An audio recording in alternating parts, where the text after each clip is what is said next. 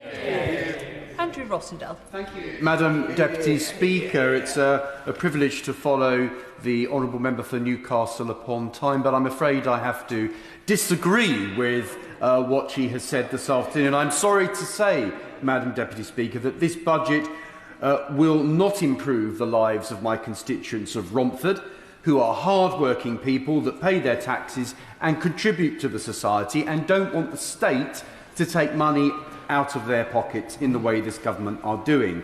The people of Romford are market traders, small businessmen, shopkeepers, entrepreneurs, city workers and company directors, the kind of people who will set their alarms early each day to get up for work, to earn an honest living, to support their families.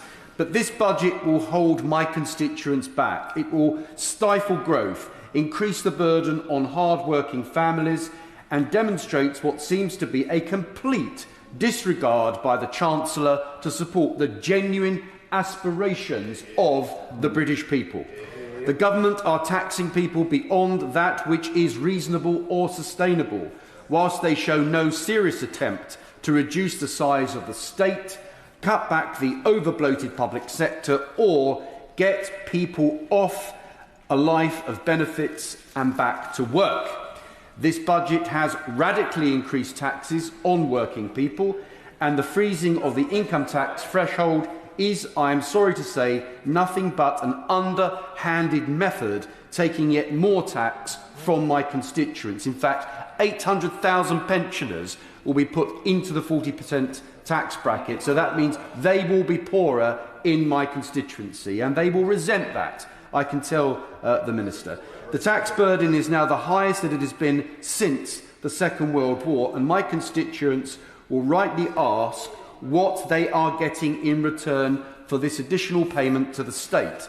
The truth is, Madam Deputy Speaker, Britain is spending way beyond its means, and our government appears incapable of making serious cuts that are essential to restore our finances. The Conservative government before should have done a lot more as well, but this government is compounding the problem and making things far, far worse. So, if we carry on taxing and spending like this, our economy will continue to fall into a downward spiral. We need a radical change of approach, or I fear Britain faces bankruptcy.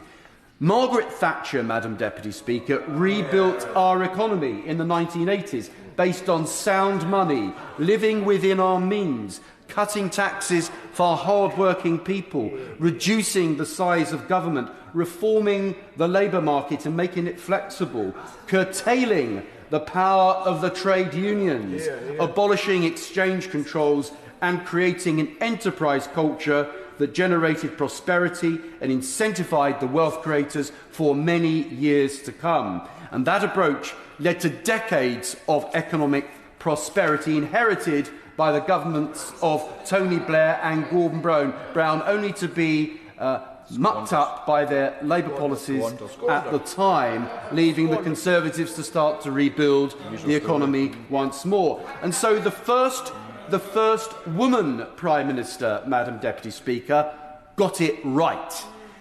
But the first Chancellor, the first woman Chancellor of the Exchequer, I believe, should now take a leaf out of Mrs Thatcher's book. For the Chancellor to freeze rail fares and give bumper pay rises to the public sector whilst taxes rise to the highest level in living memory to pay for it makes no sense to me whatsoever. This is economic illiteracy. Then there is the millions for electric vehicles, representing yet more subsidies for the green agenda and more money thrown at the failed eco experiment.